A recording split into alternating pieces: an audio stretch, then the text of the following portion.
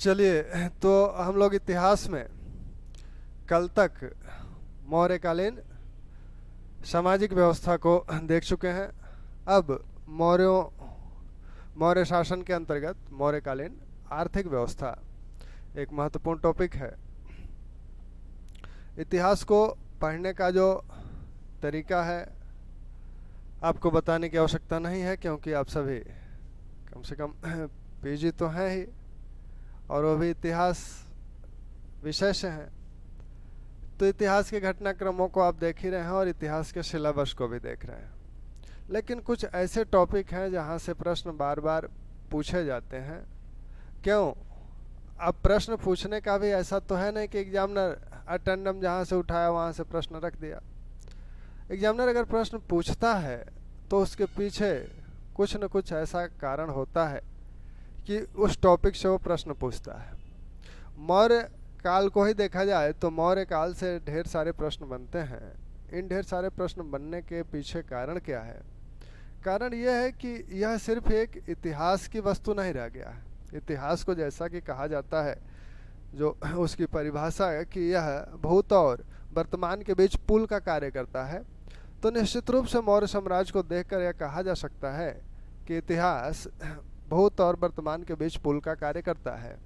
ढेर सारी संस्थाएं, ढेर सारी शासन संबंधी रीतियां, नीतियां आज भी किसी न किसी रूप में वह प्रयोग की जा रही हैं।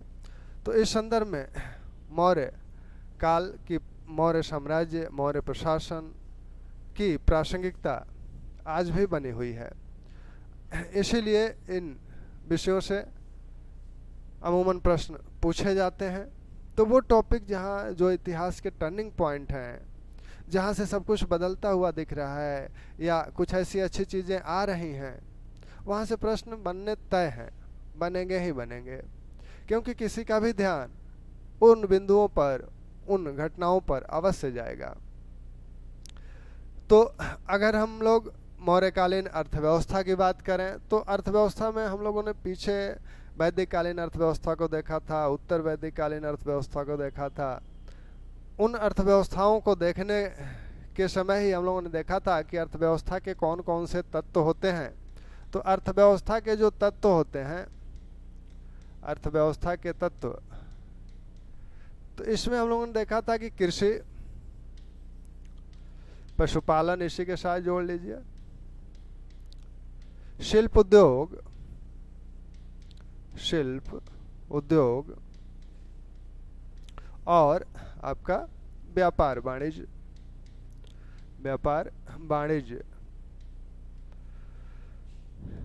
एक बिंदु और बढ़ा सकते हैं, मुद्रा, बैंकिंग। तो ये अर्थव्यवस्था के कुछ ऐसे तत्व हैं।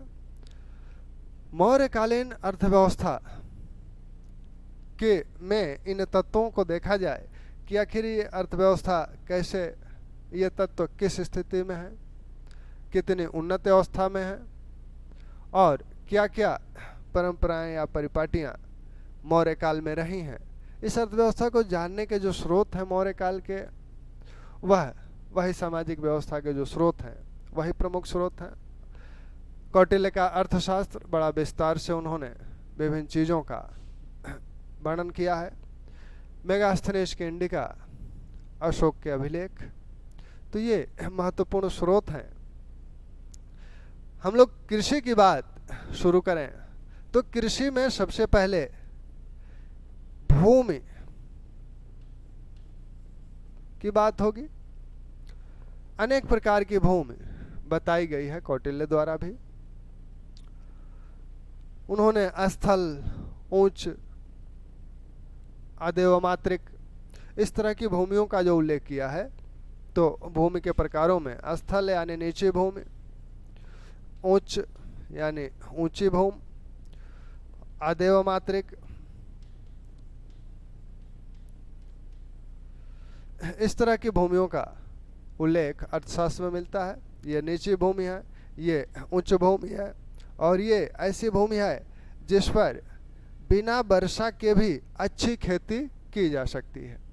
बिना वर्षा के भी अच्छी खेती की जा सकती है। कौटिल्य जब राज्य की विशेषताएं बताते हैं तो बताते हैं कि राज्य में अदेव मात्रिक भूमि हो, यानी अगर बारिश न भी हो तो भी उसमें अच्छी उपज हो जाए तो वह राज्य के लिए अच्छा होता है। भूमि पर अधिकार किसका है?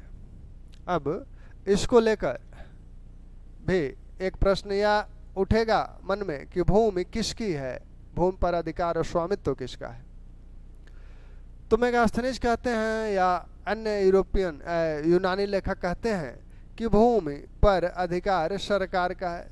सरकार भूमि की मालिक है, यानी राज्य भूमि का मालिक है, राजा भूमि का मालिक है, राज्य भूमि का मालिक है, राजा भूमि का मालिक है या सरकार भूमि की मालिक है। तो वो लोग मेगास्थनीज और यूनानी लेखक ये कहते हैं। कौटिल्य क्या कहते हैं? कौटिल्य ने स्वाम्य शब्द का प्रयोग किया है। तो स्वाम्य शब्द के प्रयोग से यह स्पष्ट है कि कृषक के लिए कि भूमि का मालिक कृषक भी होता था, भूमि का मालिक कृषक भी होता था, यानी कृषक का निजी स्वामित्व भी, उसके निजी स्वामित्व में भी भूमियां थी। भूमि दो प्रकार की स्वामित्व के दृष्टिकोण से है। एक तो राजकीय भूमि जिस पर राज्य का अधिकार है अर्थशास्त्र के अनुसार, एक तो राजकीय भूमि जिस पर राज्य का अधिकार है। तो यह राजकीय भूमि पर राज्य का अधिकार है और इसी भूमि पर कृषि की व्यवस्था और इस भूमि का निरीक्षण, देखभाल आदि शीताध्यक्ष कर रहा है। शीताध्यक्ष इसी राजकीय भूमि की व्यवस्था को देखता था, यानी वैसी भूमि जो राजा के अधीन है उस पर कृषि आदि कराने की जिम्मेदारी शीताध्यक्ष की है, इसके देखभाल की जिम्मेदारी शीताध्यक्ष की है। कुछ ऐसी भूमियां हैं जो कृषकों की हैं, यानी उनका स्वामित्व कृषकों के पास है। तो ये दो प्रकार के स्वामित्व के दृष्टिकोण से हो गई। कौटिल्य के अनुसार कृषक भी भूमि का स्वामी था और राज्य के अधीन भी कुछ भूमियां थी जिस पर सीधे सीधे उसका नियंत्रण था।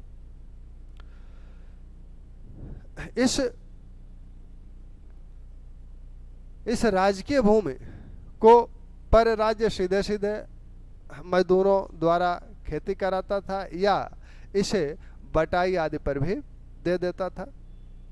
तो बटाई पर अगर इसे दिया जा रहा है किसी कृषक को और कृषक स्वयं अपना हल बैल बीज आदि का प्रयोग करते हुए खेती करता है तो कृषक उत्पादन का 1/2 भाग पाने का अधिकारी होता है। यानी यह राजकीय भूमि किसी कृषक को खेती करने के लिए दी गई और कृषक क्या किया? कृषक अपना हल बैल बीज आदि लगाकर खेती किया, राज्य ने भूमि के अलावा और कुछ नहीं दिया। तब जो उत्पादन होगा उसका 1/2 भाग कृषक को मिलेगा। और अगर भूमि राज्य द्वारा मिली और राज्य ही उसे हल बैल बीज आदि उपलब्ध कराता है तब कृषक उत्पादन का 1/3 से 1/4 भाग मिलता था कृषक को उत्पादन का। वैसी स्थिति में जब राज्य भूमि के साथ साथ हल बैल बीज अन्य चीजें खाद उपलब्ध कराता है तब उत्पादन का 1/3 से 1/4 भाग कृषक को मिलता था। जो भूमि अपनी कृषक की है, यानी जिसका स्वामित्व कृषक के पास है, उस भूमि पर जब वो खेती करता है तो भाग कर के रूप में राज्य को भूमि कर देता है। भाग कर के रूप में भूमि कर, इसे भाग बोला गया है, तो यह राज्य को देता है। उत्पादन का 1/6 भाग वह राज्य को देता है। यानी जो उसके स्वामित्व में भूमि है, कृषक के स्वामित्व में भूमि है, उस पर खेती करता है तब वह उत्पादन का 1/6 भाग 1/6 भाग भूमि कर के रूप में देता है, इस भूमि कर को भाग बोला जाता है। तो 1/6 भाग कब देगा? जब कृषक के स्वामित्व वाली भूमि पर वह खेती करेगा, अपने स्वामित्व वाली भूमि पर खेती करेगा, तो उत्पादन का 1/6 भाग राज्य को कर के रूप में देगा। और राजकीय भूमि जब उसे मिल रही है खेती करने के लिए, तो जब अपना हल बैल बीज आदि लगा रहा है तो उत्पादन का 1/2 उसे मिलेगा, और राज्य ही हल बैल बीज आदि दे रहा है तो उत्पादन का 1/3 से 1/4 भाग कृषक को मिलता था। तो ये कृषक और राज्य के बीच के संबंध है। अब खेती किस किस चीजों की होती थी? विभिन्न प्रकार की फसलें, ढेर सारी फसलों की सूची कौटिल्य ने दी है। और सभी फसलों में सबसे अच्छी फसल हो किसे मानते हैं? सबसे अच्छी फसल वो चावल को मानते हैं। तो चावल को सर्वोत्तम फसल कौटिल्य द्वारा माना गया है, और ईख यानी गन्ना को वो सबसे खराब फसल के रूप में मानते हैं। मेगास्थनीज कहता है कि भारत में वर्ष में 2 बार वर्षा होती थी।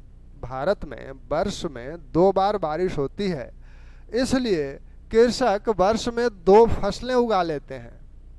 यानी मेगास्थनीज के अनुसार भारत में कृषक वर्ष में 2 फसलें उगाते हैं।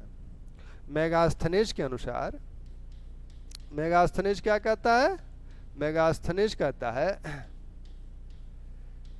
कि वर्ष में 2 बार बारिश होती है,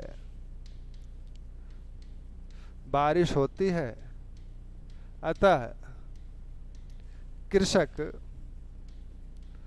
वर्ष में 2 फसलें उगाते हैं, 2 फसलें उगाते हैं। मेगास्थनीज कहता है कि भारत में किसान वर्ष में 2 फसलें उगाते हैं, वही कौटिल्य कहते हैं कि 3 फसलें उगाई जाती थी। वर्ष में 3 फसल उगाई जाती थी।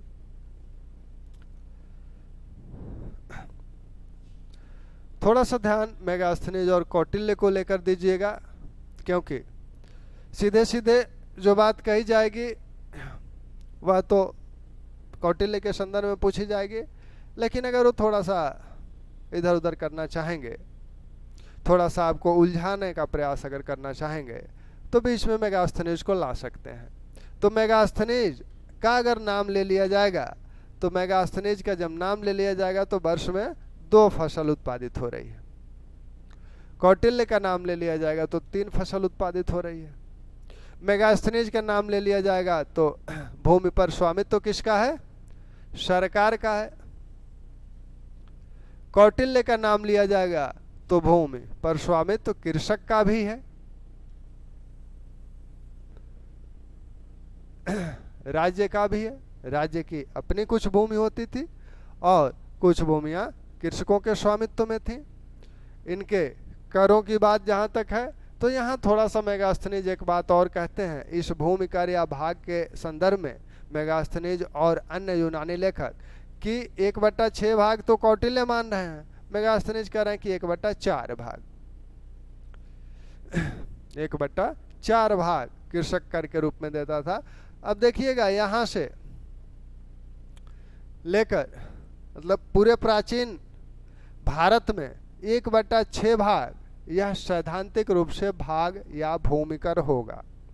1/6 भाग भूमिकर सैद्धांतिक रूप से होगा पूरे प्राचीन भारत में।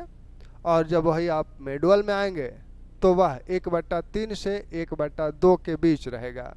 कुछ शासक ऐसे हैं जो भूमिकर को 1/2 वसूले, और लेकिन सैद्धांतिक रूप से वो 1/3 है। तो वर्ष यहाँ 2 बार 2 फसल उगाई जा रही है। कौटिल्य के अनुसार 3 फसल उगाई जा रही है। कौटिल्य चावल को सर्वोत्तम फसल मानते हैं और गन्ना को निकृष्ट फसल मानते हैं। अब खेती जब होगी तो उसमें सिंचाई, कृषि के लिए अदेव मात्रिक भूमि तो है ही, लेकिन पूरी भूमि तो अदेव मात्रिक होगी नहीं कि जहाँ बारिश न हो वहाँ अच्छी फसल हो जाए। तो सिंचाई का प्रबंधन राज्य द्वारा भी किया जाता था, और जो बंजर भूमियाँ थीं या वन प्रदेश की भूमियाँ थीं जिनको वन आदि को काट कर फसल योग्य कृषि योग्य बनाया जाता था, तो यह कार्य राज्य द्वारा कराया जाता था। जैसा कि आपने देखा कि कलिंग युद्ध के 1.5 लाख बंदियों को अशोक ने इन कार्यों में नियोजित किया था। तो सिंचाई के अनेक साधन हैं। कूप है, कुआं, तालाब,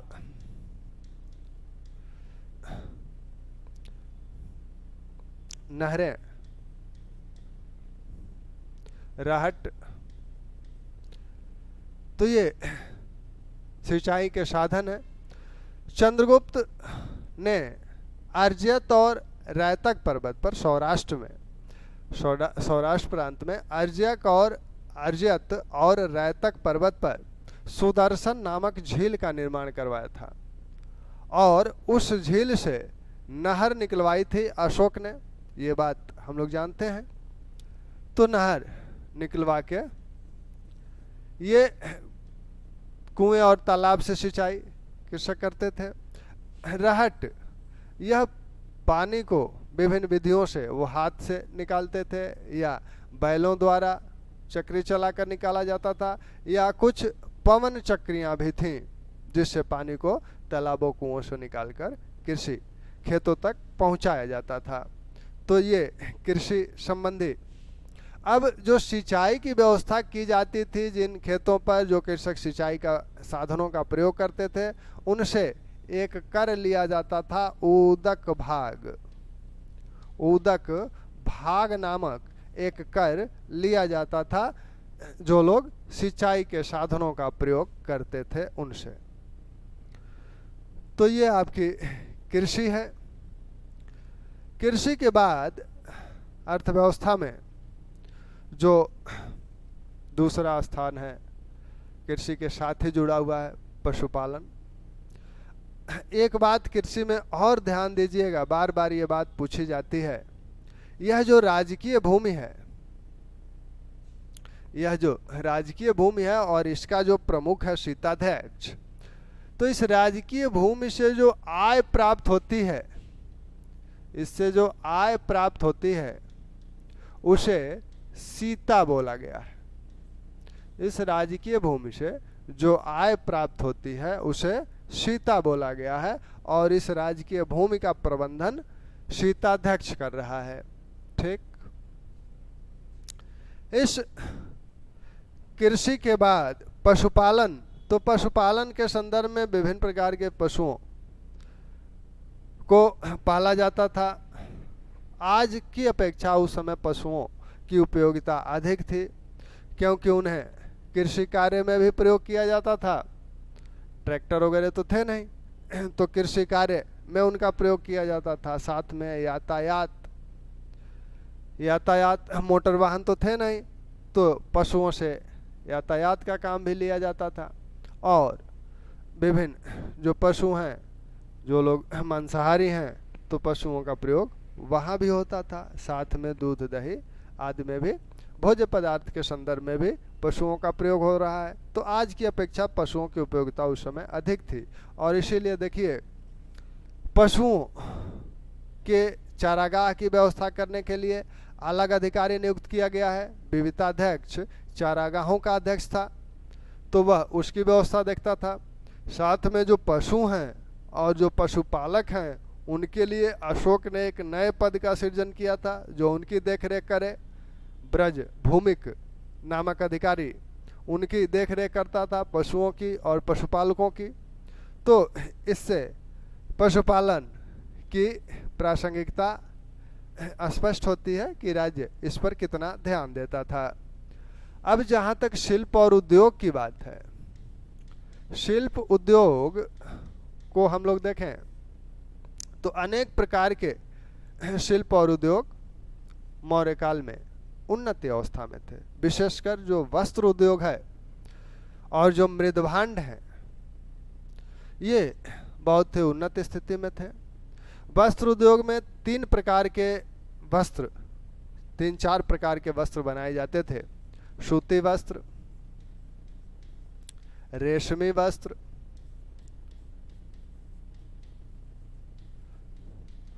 ऊनी वस्त्र, इन सभी वस्त्रों के निर्माण, इनके व्यापार आदि का उल्लेख है। सूती वस्त्र कपास से, कपास भारत में सबसे पहले सिंधु काल में देखा गया था। वैदिक काल में यह लुप्त हो गया था, उस समय नहीं दिखा था। कपास का सबसे पहले ऐतिहासिक काल में अगर किसी ने उल्लेख किया है तो वो हैं पाणिनि। पाणिनि कपास का ऐतिहासिक काल में उल्लेख करने वाले सबसे पहले व्यक्ति हैं। और ऐसे ही रेशम का भी इन्होंने ही सबसे पहले, ऐतिहासिक काल में सबसे पहले उल्लेख इन्होंने ही किया था। तो अगर कहा जाए कि ऐतिहासिक काल में कपास का सबसे पहला उल्लेख कहाँ मिलता है, तो पाणिनि के अष्टाध्यायी में मिलता है। रेशम का सबसे पहले उल्लेख कहाँ मिलता है, तो वो भी यही मिलता है। यहाँ मौर्य काल में वस्त्र उद्योग के जो प्रमुख केंद्र थे उसमें आपका बंग था, बंगाल, वत्स, कलिंग, अपरांत, पुंड, सुवर्णकुंड, ये वस्त्र उद्योग के प्रमुख केंद्र हैं। मदुरा, काशी तो है ही नहीं, काशी भी देखिए, काशी में तो सभी प्रकार के वस्त्र बनते थे। तो वस्त्र उद्योग के ये प्रमुख केंद्र हैं। अब कहाँ कौन सा वस्त्र बन रहा है, तो इसमें आप देखें कि ये काशी में सभी प्रकार के वस्त्र बनते थे। काशी में सभी प्रकार के वस्त्र बनाए जा रहे हैं, वो सूती हो, रेशमी हो, सभी प्रकार के वस्त्र यहाँ बन रहे हैं। रेशमी वस्त्र के लिए 2-3 स्थान महत्वपूर्ण है। जैसे आपका काशी, पुंड और चीन, इनका उल्लेख रेशमी वस्त्र के संदर्भ में किया गया है। चीन के रेशमी वस्त्र को कौटिल्य चीन पट कहते हैं। चीन पट, चीन के रेशमी वस्त्र को कौटिल्य चीन पट कहते हैं।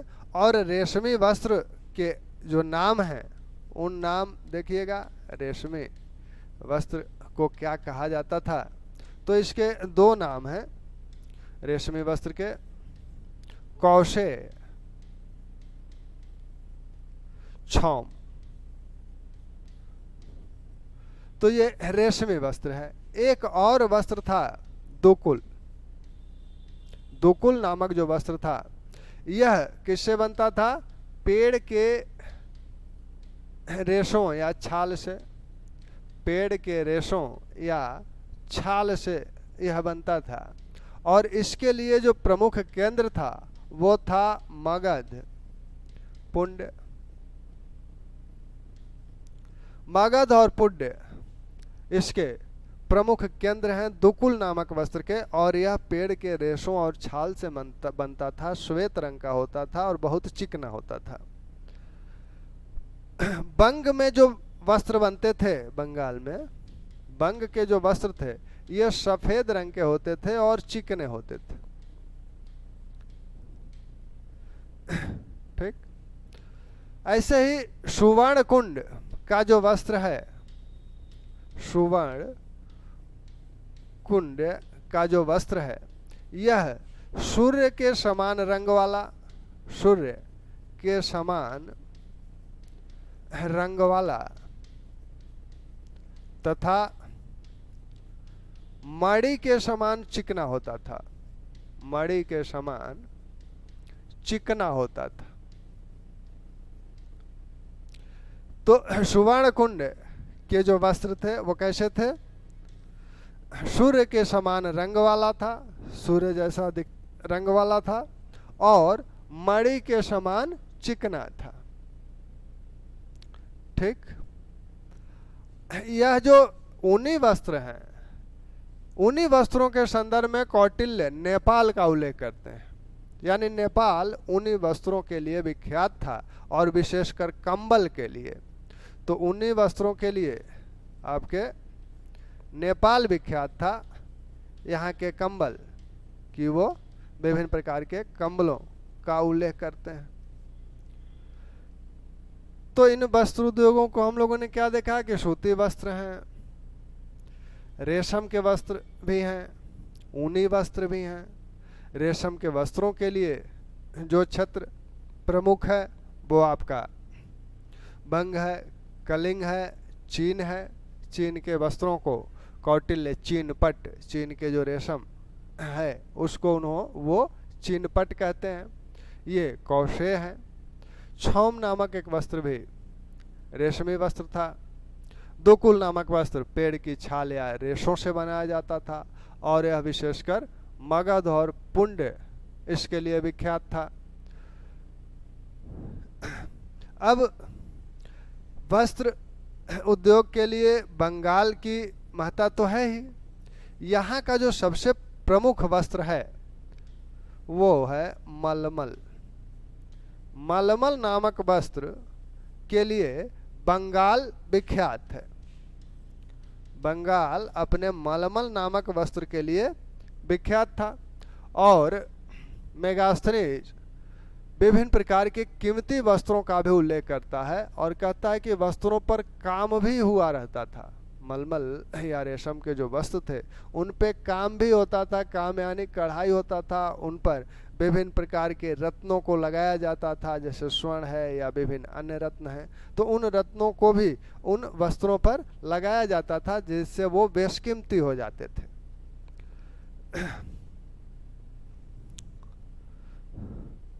अब वस्त्रों के बाद जो हम लोग देखते हैं कि अन्य उद्योग में जैसे एक मृदभांड की बात करें तो मौर्य काल के जो कुछ विशिष्ट मृदभांड हैं जिनकी बात पहले भी मृदभांडों में हम लोग कर चुके हैं, फिर भी यहाँ याद दिलाता हूँ। मृदभांडों में सबसे महत्वपूर्ण मृदभांड मौर्य काल में एनवीसी मृदभांड है, उत्तरी काली पालिश मृदभांड। उत्तरी काली पालिश मृदभांड, ये मृदभांड तक्षशिला से यहाँ पूर्वी भारत तक मिलते हैं। एक विस्तृत क्षेत्र में ये पाए गए थे। ये बहुत ही कीमती मृदभांड माने जाते हैं, बहुत ही अच्छे तरह से बनाए गए थे और ये इनका व्यापार भी होता था। कौशाम्बी से इनके व्यापार के भी साक्ष्य मिले हैं। इन मृदभांडों को ऐसा माना जाता है कि संभ्रांत वर्ग द्वारा इनका प्रयोग किया जाता था। तो उत्तरी काली पालिश मृदभांड मौर्यकालीन विशिष्ट मृदभांड है। यह मृदभांड विशेषकर संभ्रांत परिवार द्वारा प्रयोग किए जाते होंगे क्योंकि ये महंगे थे, इनका व्यापार भी होता था। खान या खाने जो हैं विभिन्न प्रकार की धातुएं मौर्य काल में पाई जाती हैं। मेगास्थनीज कहता है कि भारत में सोने चांदी की प्रचुरता है। मेगास्थनीज क्या कहता है कि भारत में सोने चांदी की प्रचुरता है। सोना चांदी की प्रचुरता है यानी अधिक है, अधिक मिलता है। सोना चांदी की प्रचुरता है, साथ ही वह क्या कहता है, साथ ही लोहा और तांबा भी कम नहीं मिलता। लोहा और तांबा भी कम नहीं मिलता। तो यहां कहा जा रहा है कि सोना चांदी की प्रचुरता है, लोहा और तांबा भी कम नहीं मिलता। यानी ये जो धातुएं हैं भारत में व्यापक पैमाने पर मिलती थी। इन धातुओं के खनन संबंधी जो अधिकार हैं, खानों पर जो अधिकार है, राज्य का स्वामित्व है इन पर, वह कभी कभी पट्टे पर भी, इनके खनन के कार्य को पट्टे पर भी दे देता था। इन खानों जो वन में स्थित खाने हैं, वन में स्थित जो खाने हैं, इनका अध्यक्ष आप देख चुके हैं, आकराध्यक्ष है। आकराध्यक्ष इनकी देखभाल करता था, इनका प्रबंधन आकराध्यक्ष के जिम्मे था।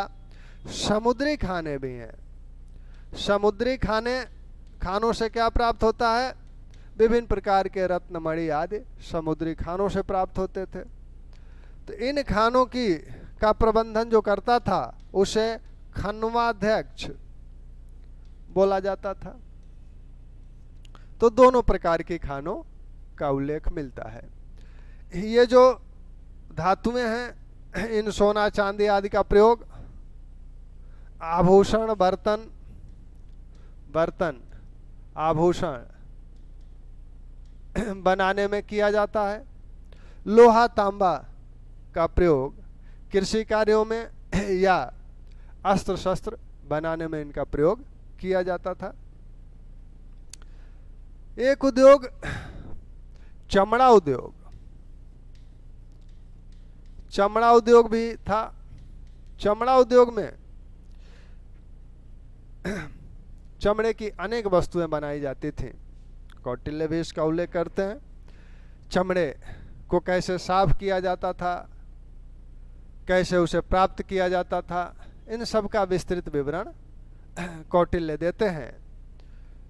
चमड़े से जूते चप्पल तो बनाए जाते थे, साथ में पर्स बैग भी बनाए जाते थे। पानी निकालने के लिए जो रहट में से पानी निकाला जाता था, उसके लिए भी चमड़े के थैले बनाए जाते थे।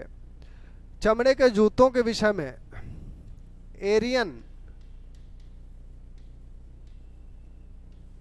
उल्लेख करता है और कहता है कि भारतीय श्वेत रंग के चमड़े के जूते पहनते थे। भारतीय कैसे चमड़े के जूते पहनते थे? भारतीय श्वेत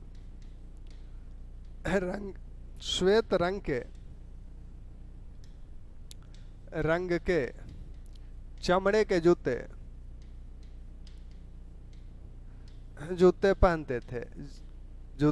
पहनते थे, जिनकी एड़ियां ऊंची होती थी।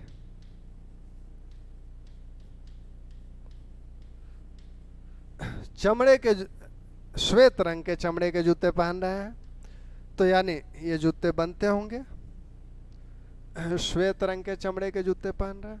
इसका उल्लेख एरियन करता है। इनके पहले नियार्कस कर चुका होता है। तो नियार्कस और एरियन इसका उल्लेख करते हैं कि भारतीय श्वेत रंग के चमड़े के जूते पहनते थे। और वो बनते कैसे थे? उनकी जो सोल या हील होती थी वो थोड़ी सी ऊंची होती थी। तो चमड़ा उद्योग,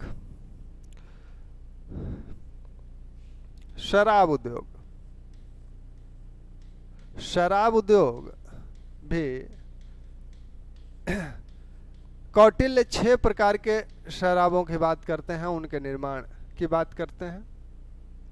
लेकिन मेगास्थनीज कहता है कि भारतीय शराब नहीं पीते थे, सिर्फ यज्ञ के अवसर पर वो शराब का सेवन करते थे, अन्यथा भारतीय शराब नहीं पीते थे।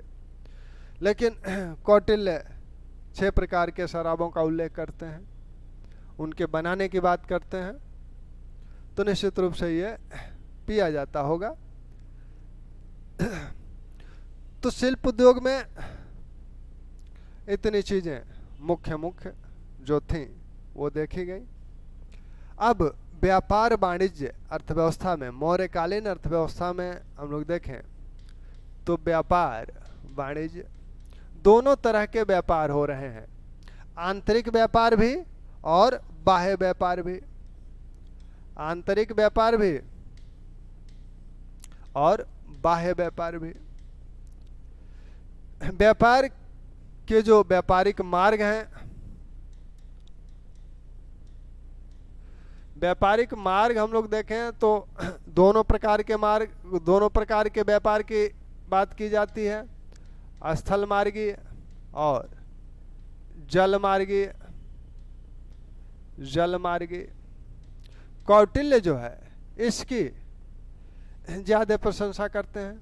वो कहते हैं कि यह ज़्यादा सुरक्षित है, जल मार्ग से व्यापार करना, यात्रा करना ज़्यादा सुरक्षित है स्थल मार्ग की अपेक्षा।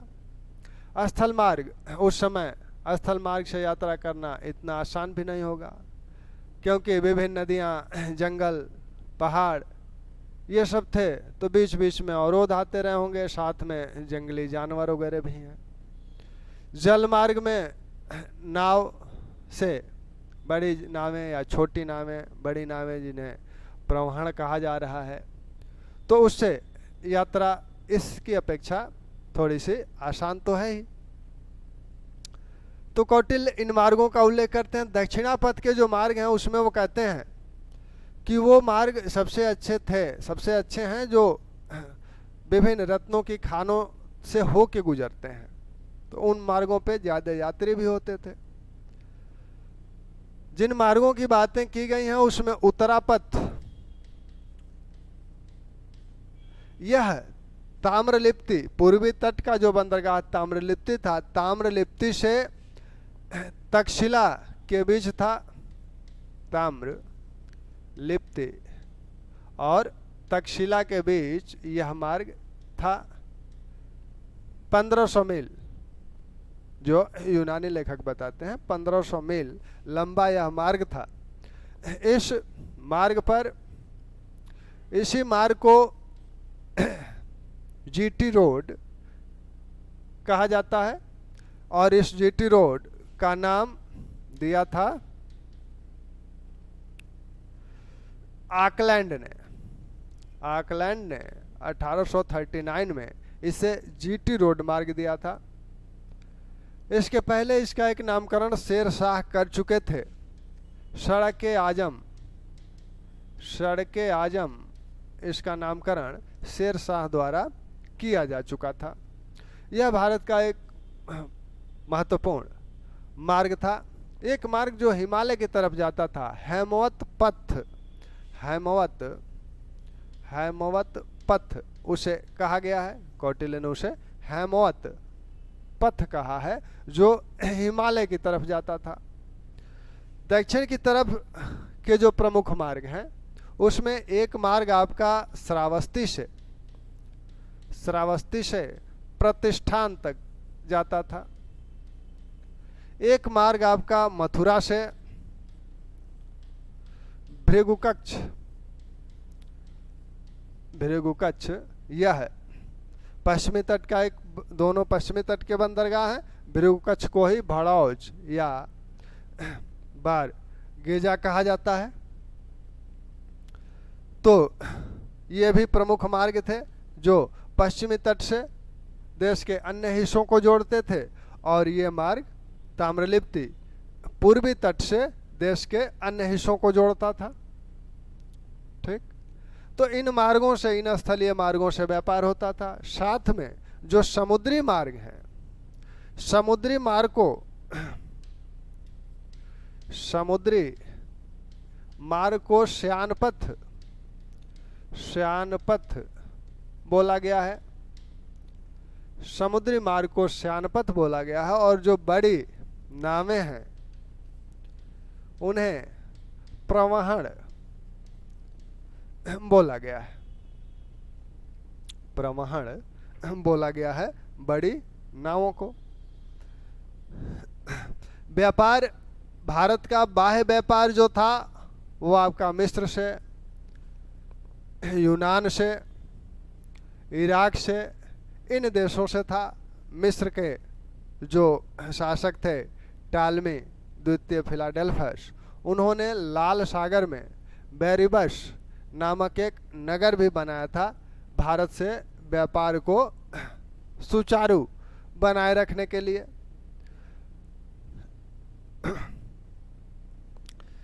चीन से आपने देखा ही, चीनपट आ रहा है, रेशमी वस्त्र आ रहा है, तो चीन से भी व्यापार था भारत का, इधर श्रीलंका से और दक्षिण पूर्व एशियाई देशों से भी व्यापार उस समय रहा होगा।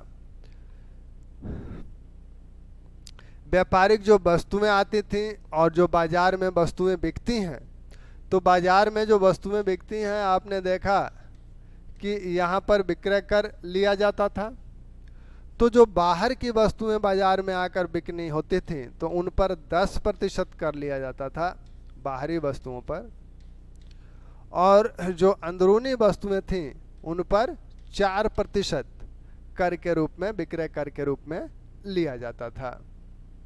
ठीक। अच्छा, जो बंदरगाह हैं, पूर्वी तट के जो प्रमुख बंदरगाह हैं उसमें आपका ताम्रलिप्ति पूर्वी तट का प्रमुख बंदरगाह है। ऐसे ही पश्चिमी तट के जो प्रमुख बंदरगाह हैं उसमें आपका भृगु कच्छ, साथ में सोपारा, प्रतिष्ठान, आपका ये भृगु कच्छ, इसी को भड़ौच कहा जाता था, भृगु कच्छ को ही भड़ौच कहा जाता है, और बेरिगाजा इसी को यूरोपीय जो यूनानी लेखक हैं बेरिगाजा कहते हैं। यहाँ पूर्वी तट पर एक और बंदरगाह है शोपात्मा, और यहाँ सोमल्ला। तो बंदरगाह अगर पूछे जाते हैं शोपात्मा बंदरगाह कहाँ है, तो शोपात्मा बंदरगाह आपका पूर्वी तट का प्रमुख बंदरगाह है, और ये आपके पश्चिमी तट के प्रमुख बंदरगाह हैं। एक बंदरगाह आपका यहाँ पर वेरी वेलकम, ये बंदरगाह आपका सिंध तट पे था। सिंध नदी जहाँ पर आपके समुद्र में मिलती है, तो वहाँ ये बंदरगाह था। तो पश्चिमी तट के बंदरगाह प्रमुख बंदरगाह भृगु, सोपारा, सोमल्ला, वेरी वेलकम। ताम्रलिप्ति के प्रमुख पूर्वी तट के प्रमुख बंदरगाह ताम्रलिप्ति, सोपात्मा, ताम्रलिप्ति, सोपात्मा पूर्वी तट के प्रमुख बंदरगाह हैं। तो इस प्रकार आपके बंदरगाह, इन बंदरगाहों के माध्यम से बाह्य व्यापार किया जाता था। अब हम लोग अर्थव्यवस्था में मुद्रा की बात करें तो मुद्रा की बात पहले हुई है, फिर भी मौर्य काल में 3 प्रकार की मुद्राओं की बात की जाती है। सोना की मुद्रा, जैसा कि उल्लेख मिलता है साहित्य में, चांदी की और तांबा की। सोने की मुद्रा मौर्य काल में नहीं मिलती है, भौतिक रूप से यह मुद्रा नहीं मिली है। मिली किन किन धातुओं की मुद्राएं हैं? चांदी और तांबा की। तो चांदी की जो मुद्राएं हैं वो हैं आपका सबसे प्रमुख मुद्रा मौर्य काल का पण है, चांदी की ही मुद्रा धरण है, चांदी की ही मुद्रा रुपय रूपक है, और कर शापण नामक मुद्रा भी चांदी का ही होता था। तो चांदी के 4 प्रकार के मुद्रा हैं, पण, धरण, रुपय रूपक, कासारपण। तांबे की जो मुद्राएं हैं उसमें माशक और कांकड़ी, माशक और काकड़ी, ये तांबे की मुद्रा है। इन दोनों मुद्राओं में आपस में क्या अनुपात है? तो 1 पण बराबर 32 माशक, 1 पण बराबर 32 माशक के होता था, यानी 32 माशक से मिलकर 1 पण बनता था। जब आप 32 माशक किसी को देंगे तो आपको 1 पण देगा। ऐसे ही 1 माशक बराबर 4 काकड़ी। तो ये मौर्यकालीन मुद्रा व्यवस्था के मानक है।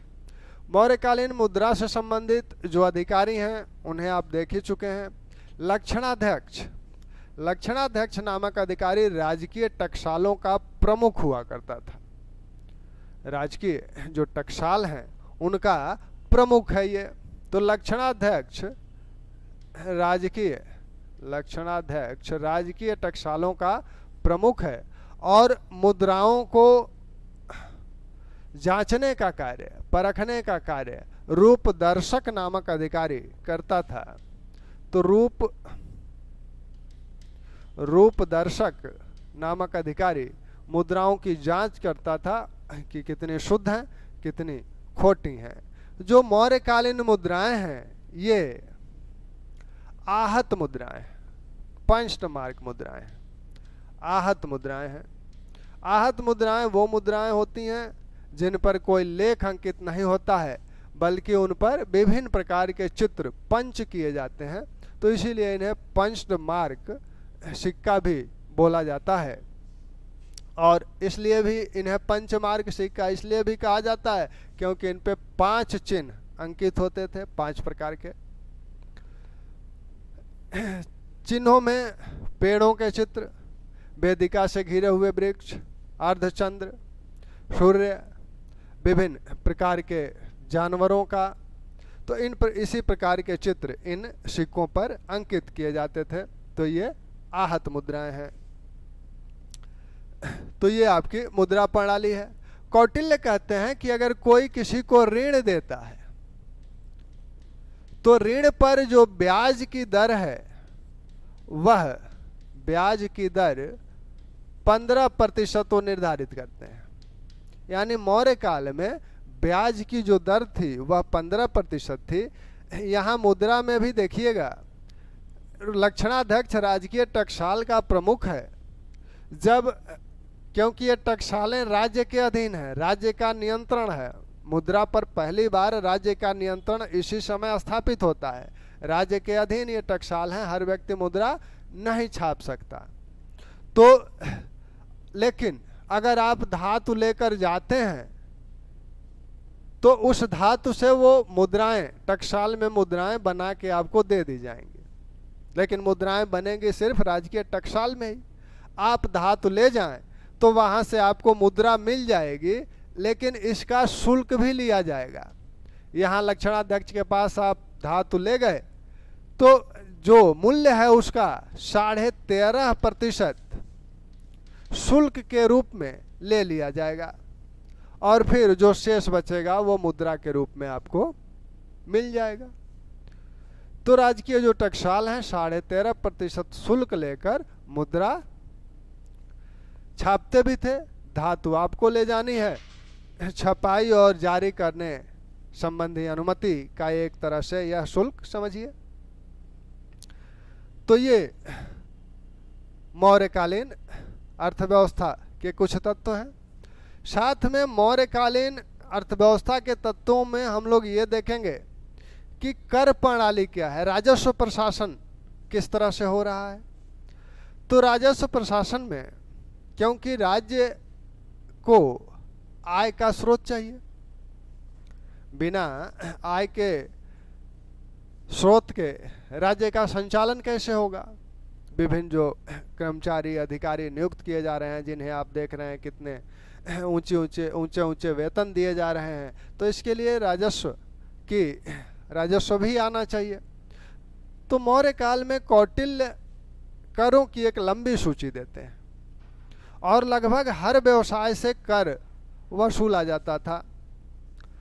भूमि कर, हालांकि भूमि कर प्रमुख था, आय का प्रमुख स्रोत था, सबसे बड़ा स्रोत था। तो भूमि कर को क्या कहा जा रहा है, भाग बोला जा रहा है। और आपने भूमि कर के संदर्भ में देखा ही कि कृषक अपनी भूमि पर जब खेती करता है तो वह 1/6 भाग राज्य को देता है कर के रूप में, भूमि कर के रूप में। इस भूमि कर को भाग कहा जा रहा है। राजस्व का सबसे बड़ा जो पदाधिकारी था मौर्य प्रशासन में वो आपका समाहर्ता है, जो राजस्व संबंधी सबसे बड़ा पदाधिकारी है वो समाहर्ता है। तो भूमि कर आपकी यही क्या है, भूमि कर है। कर अनाज के रूप में भी लिए जाते थे, नगद भी लिए जा रहे हैं। नगद जो कर था उसे हिरण्य बोला जाता था, ये नकद कर है। इसी प्रकार एक कर आपका प्रणय नाम से मिलता है। प्रणय कर आपातकाल में लिया जाता था। यह कर आपातकाल में लिया जाता था। 1/4 से 1/2 के बीच यह कर लिया जाता था। कौटिल्य कहते हैं कि एक शासक अपने शासनकाल में एक बार ही प्रणय कर लगा सकता है। प्रणय कर शासक अपने शासनकाल में सिर्फ एक बार लगा सकता है। जब आपात स्थिति उत्पन्न होती है तो आप वर्तमान व्यवस्था में भी देखते हैं, आर्टिकल 360, उसमें वेतन कटौती आदि की जा सकती है किसी की भी। तो ये आपातकाल के समय ये कर लिए जाते थे। ऐसे ही एक कर दुर्ग था। यह नगरों से प्राप्त होता था, नगर निवासियों से लिया जाता था। दुर्ग नामक कर नगरों से प्राप्त होता था। ऐसे ही राष्ट्र नामक कर यह ग्रामीण क्षेत्रों से।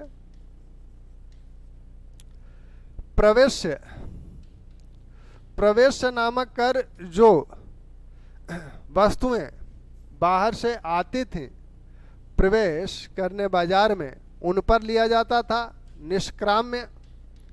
निष्क्राम्य नामक कर जो बाहर जाती थी वस्तुएं, उन पर लिया जाता था। तो ये कुछ प्रमुख कर हैं जो मौर्य काल में लिए जाते थे। ऐसे ही एक कर तरदे, यह पुल पार करने पर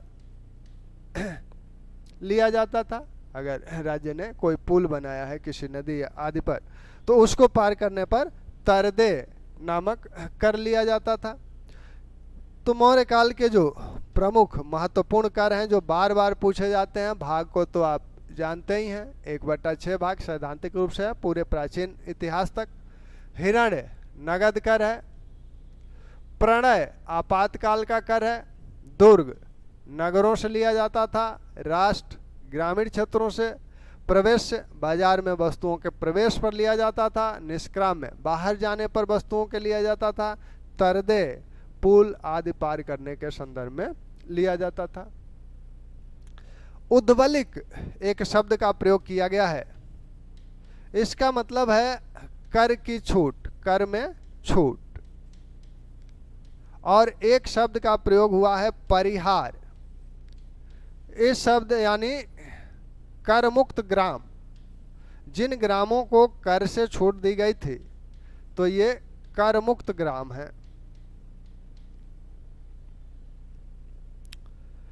ठीक। और यही एक कर और ध्यान रखिएगा, पिंड कर। यह सामूहिक रूप से लिया जाता था। सामूहिक रूप से लिया जाता था। एक समूह विशेष जिस समूह पे भी लगाया जाएगा, सामूहिक रूप से लिया जाता था। उद्वलिक का उल्लेख अशोक के रुमनदेई अभिलेख में हुआ है। वह जब बुद्ध के राज्य में जाता है, बुद्ध के जन्मस्थल लुम्बिनी जाता है, तो वहाँ के लोगों को जो कर भार है 1/6 उसको कम करता है। और कम करके कितना कर देता है, उसको कम करके 1/8 भाग कर देता है। तो ये उद्वली का प्रयोग इस संदर्भ में किया गया है। परिहार का प्रयोग आपको कर मुक्त ग्राम के संदर्भ में किया गया है। ठीक। पिंड कर का प्रयोग आप देख ही रहे हैं किस संदर्भ में किया गया है, सामूहिक कर है। अभी सिंचाई के संदर्भ में हम लोगों ने एक कर की बात की थी, उदक भाग। यह सिंचाई कर था। यह लगभग 1/6 से 1/3 से 1/4 भाग तक ये लिया जाता था। 1/3 से 1/4 भाग तक यह लिया जाता था, उदक भाग जो कर था। तो मौर्य काल के जो प्रमुख कर हैं, करों को ध्यान रखिए, बार बार पूछे जाते हैं। भाग को आप देख ही रहे हैं। इस भाग के विषय में मेगास्थनीज कहता है और यूनानी लेखक कहते हैं कि 1/4 भाग लिया जाता था, लेकिन कौटिल्य की बात यहाँ मानी जाएगी और सैद्धांतिक रूप से ये 1/6 भाग उत्पादन का 1/6 भाग लिया जाता था। और कुल मिला के जो ये सिंचाई वगैरह कर हैं, इनको मिला देने पे ये लगभग आधा हो जाता था।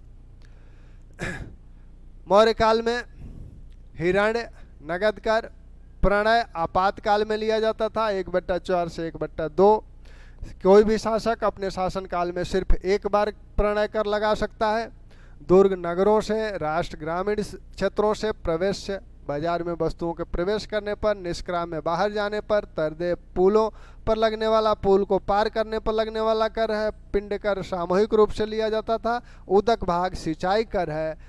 परिहार कर मुक्त गांवों को कहा जाता था। उद्बलिक कर में छूट को कहा जाता था। तो ये कुछ प्रमुख कर हैं। तो इस प्रकार हम लोगों ने मौर्यकालीन अर्थव्यवस्था को देखा। कुछ अन्य व्यवसायों पर भी कर लगते हैं, जैसे जो रूपजीवी हैं। रूपजीवी कौन है? जो स्वतंत्र रूप से वेश्यावृत्ति करती थी महिलाएं, उनसे भी राज्य कर लेता था। तो कर लगभग सभी व्यवसायों और सभी क्षेत्रों से लिया जाता था। इसमें आप विष्टि, इसको पहले भी आप देख चुके हैं। विष्टि यानी बेगार, बेगार भी कराया जाता था। बेगार किन से कराया जाता था? तो जो राजकीय कारखाने थे वहाँ तो वेतन भोगी कर्मचारी थे, मजदूर थे, लेकिन जो स्वतंत्र रूप से जो शिल्पी थे वो अपना कार्य करते थे, लेकिन साथ में राज्य उन्हें महीने में एक दिन अपने यहाँ कार्य कराता था, जिसे वेष्टि या बेगार बोला जाता था। तो मौर्य काल में राजस्व के प्रमुख स्रोत हैं। एक स्रोत और भी प्रमुख माना जाता है इसमें, जो आपका अर्थदंड लिया जा रहा है। अर्थदंड जो लिया जा रहा है वो भी राजस्व का एक स्रोत बन जाता था। अर्थदंड 3 प्रकार के थे मौर्य काल में। अर्थदंड की 3 श्रेणियां हैं। 3 श्रेणियों में एक पूर्व साहस दंड, यह छोटे मामलों पर लगाए जाते थे। 48 से लेकर 96 पण तक यह अर्थदंड लगता था। इससे थोड़े से जो गंभीर मामले होते थे उन्हें मध्यम साहस दंड कहा जा रहा है।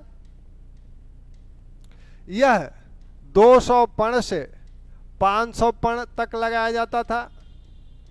200 पण से 500 पण तक लगाया जाता था। और जो अधिक इससे भी गंभीर मामले होते थे उनमें जो दंड लगाया जाता था उसे उत्तम साहस दंड बोला जाता था। और यह जो है 500 से 1000 पण तक लगाया जा सकता था। तो ये भी मौर्य काल में राजस्व के स्रोत बन जाते थे, हो जाते थे। तो ये कुछ प्रमुख राजस्व मौर्यकालीन अर्थव्यवस्था की बातें रहीं, इनको ध्यान रखिए। ठीक, अब आगे इसको और डिस्कस किया जाएगा। धन्यवाद।